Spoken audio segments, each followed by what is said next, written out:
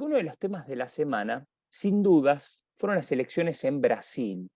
¿Y por qué fue uno de los temas de la semana? No solo por lo que pueda ocurrir en términos políticos en el principal socio comercial de Argentina, sino también por la importancia para la región en términos políticos y también económicos. Para hablar de este tema, para saber cuáles son las consecuencias de los resultados, tenemos el placer de conversar con Gustavo Segré. ¿Cómo estás, Gustavo? Adriano Mondolesi te saluda. ¿Qué tal? Muy bien, muchas gracias por el llamado. Es como bien decías, yo te diría que se puede encuadrar el análisis desde lo que pasó y por qué, lo que está pasando, lo que puede pasar y los impactos que tiene respecto de lo que pueda pasar. En una síntesis muy breve. Las encuestadoras le pifiaron todas, todas, todas. Inclusive recuerdo cuando los decía en mis apariciones en medios argentinos, ¿no? Que la calle no reflejaba el resultado de las encuestas. Muchos me decían, no, bueno, vos estás bolsonarista. No, no estoy bolsonarista, estoy diciendo lo que siento y lo que sentía en ese momento, que la diferencia que ellos ponían de 15 puntos, 16 puntos, 14 puntos, no se observaba en la calle. La explicación, inclusive, cuando uno analiza el resultado desde el punto de vista no solamente de la elección presidencial, sino de la elección de diputados, senadores, diputados provinciales, uno observa que Bolsonaro claramente fue el vencedor si lo colocamos en esa temática del Congreso. Va a tener quórum propio y mayoría simple en las dos cámaras, y esto le permite inclusive, si se alía con el centrón, con los partidos del centro, pedir el juicio político de cualquier ministro de la Corte Suprema y del propio futuro presidente.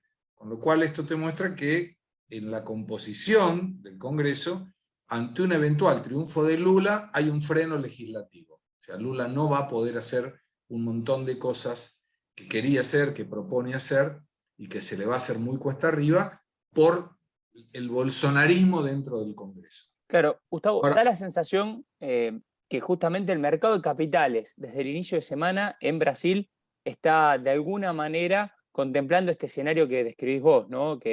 Y por eso, como no se pueden hacer reformas estructurales, es la fuerte suba que tuvo tanto las acciones de Brasil como también la apreciación del real. correcto.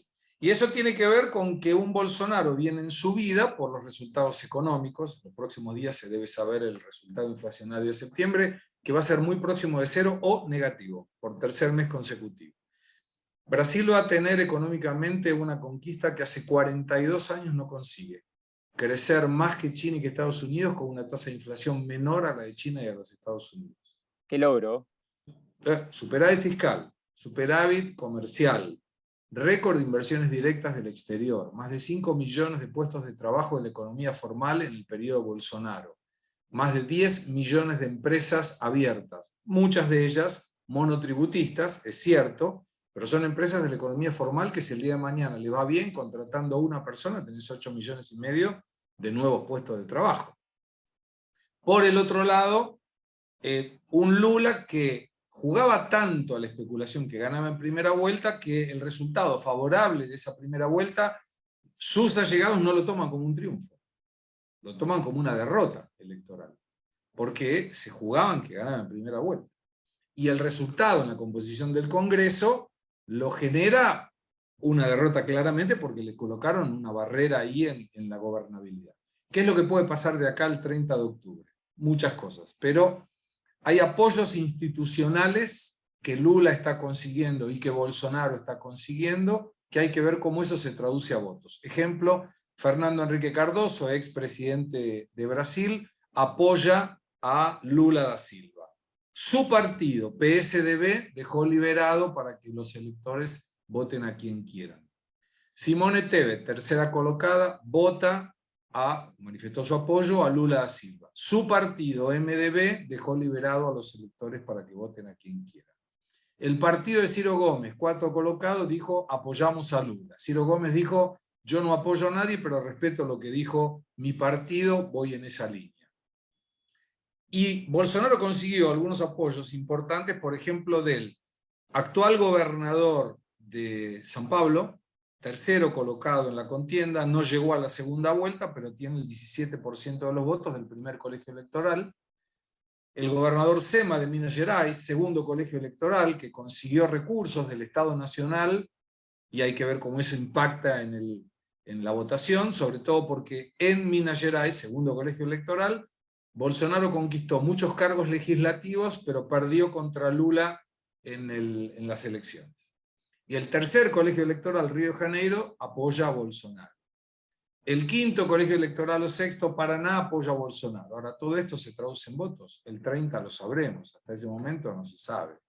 Y los dos claramente tienen que buscar ir hacia el centro, o sea, la izquierda de Lula, con un guiño a la derecha en las cuestiones económicas, y la derecha de Bolsonaro con un guiño a la izquierda en las cuestiones sociales.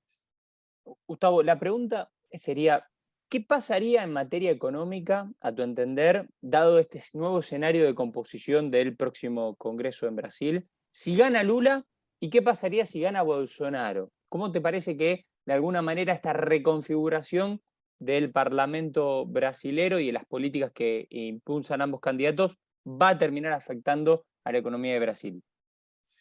Bueno, primero, la economía va a salir fortalecida este año, con lo cual, aún ganando Lula y en la hipotética voluntad de Lula de tirar todo para el demonio, le va a ser difícil, porque tiene caja, tiene indicadores saludables, fuertes, con lo cual no es lo mismo agarrar una economía que se viene cayendo con una economía que viene creciendo. Si gana Bolsonaro, la manutención de una economía liberal, con una propuesta ortodoxa del cuidado de las cuentas públicas, y con un Congreso que muy probablemente le sea favorable para las reformas que están faltando, por ejemplo, la tributaria. Por ejemplo. En el caso de Lula se le complica porque él quiere destruir el techo de gastos que hoy tiene el Brasil y que no lo va a poder hacer por la composición del Congreso. Eso tiene Quería que pasar por el Congreso. laboral. Tiene que pasar por el Congreso. Bien. Una reforma porque es reforma constitucional. Solo se puede cambiar por otra reforma constitucional. Lo mismo la reforma laboral. Lula le quiere dar más fortaleza a los sindicatos. No va a poder hacerlo porque no tiene mayoría en el Congreso. O sea, el partido de Bolsonaro conquistó 66 bancas más de lo que tenía, y el partido de Lula 10 bancas más de las que tenía. Entonces va a tener una dificultad importante. Ahora, ¿cómo esto afecta a la relación con Argentina? Me parece también importante verlo. Si gana Lula, tenemos un año de intento de Lula para reforzar la izquierda argentina, el kirchnerismo, y yo en lo personal creo que no es tiempo suficiente para revertir la mala administración de este momento. Si gana Bolsonaro, vamos a tener un año igual que los otros tres, menos, por la colocación de Argentina en las elecciones del octubre del 2023, y con la posibilidad de, ante un cambio eventual de la ideología en la conducción de Argentina el año que viene, 3 años de mucho vínculo entre Bolsonaro y el gobierno que sea de Argentina, se llame como se llame, no siendo un gobierno de izquierda.